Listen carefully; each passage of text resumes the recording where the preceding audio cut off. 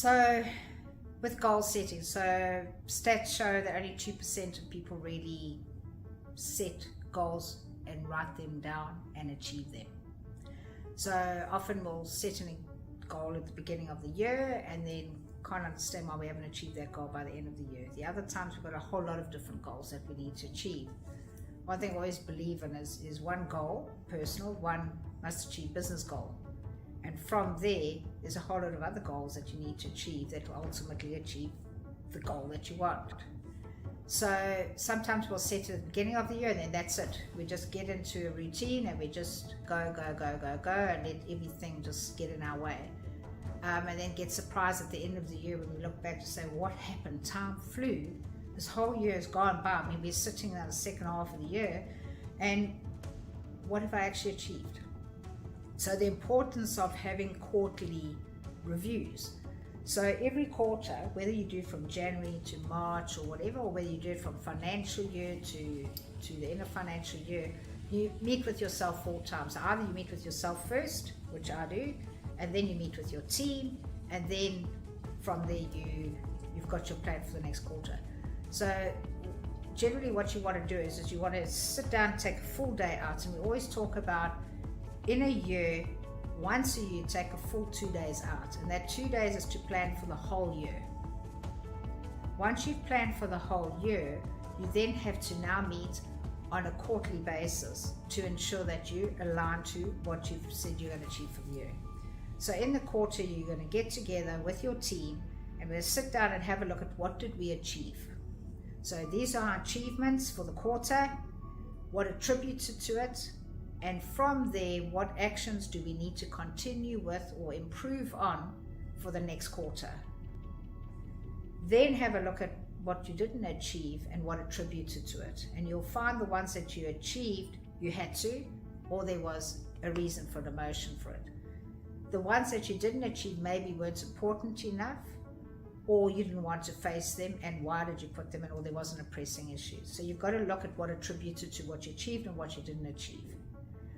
And then going forward is the ones you didn't achieve, say, wasn't important enough, do I need to do it, do I need to make it part of my plan for this next quarter, or park it for a more appropriate time.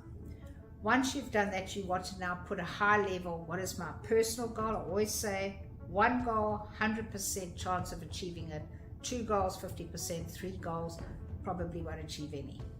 So what is your number 1 personal goal? And be very specific. It must be measurable, achievable, realistic, and have a time frame. And then what is your must-achieve business goal? That's it. Don't start putting a second and a third and a fourth business goal, because likely it's not going to happen. Once you have identified, start to unpack it. So you take a personal goal or your must-achieve business goal and just say, what would it mean to me if I achieved it? How important is it to achieve it? And then say, right, fine. So how am I going to measure that goal along the way? What are my measurement tools? And then when I've achieved it, what would that mean to me? Then you're going to put reality. The realistic now is put down what is standing in my way. What could be the issues, the obstacles that could hold me back from achieving that goal? Now you've started to unpack. At this point, a lot of people will think, well, is this goal really that important? Because now I've answered all of this. It doesn't really mean much. Can I really measure it? There's too many obstacles. Let me rather, so at this point, it's like a deselection process. At this point, you'll know whether this particular goal is actually worth pursuing. Once you've done that exercise, the next step is to go through, right, what are the actions I need to take to enable me to achieve the goal? So you've got to break it down. And then you've got 13 weeks, because 13 weeks is 90 days. So in my 13 weeks, you'll put there, with those actionable items, when does that action need to be completed by? End of 3 months, end of 2 months, end of 1 month.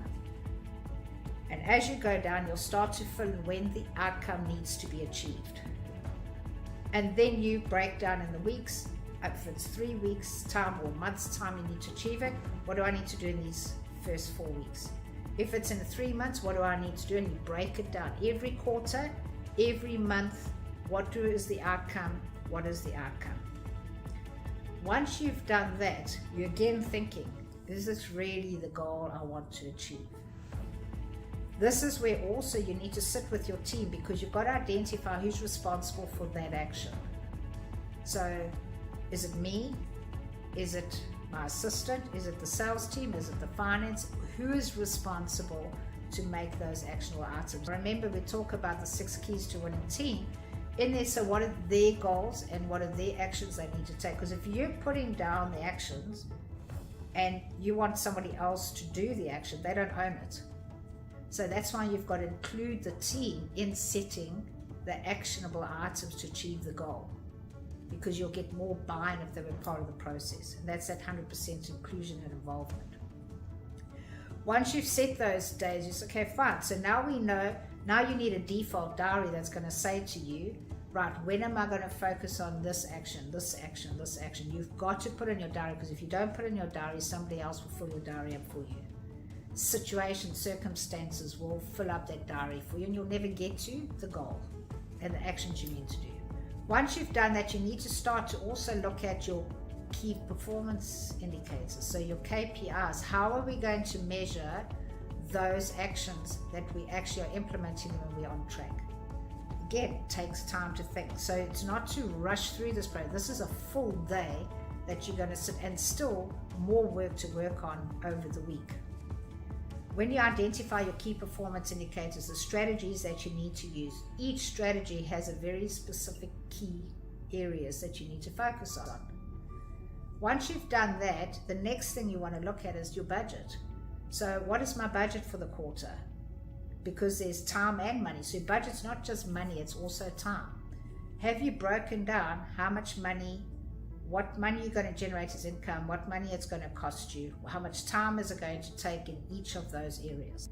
Once you've done that, you now have your management accounts. So do you have financials that can align to show you that in the next quarter, we should be able to achieve what we budgeted for based on the actions that we've done? That's why every action needs to have a time and money attached to it.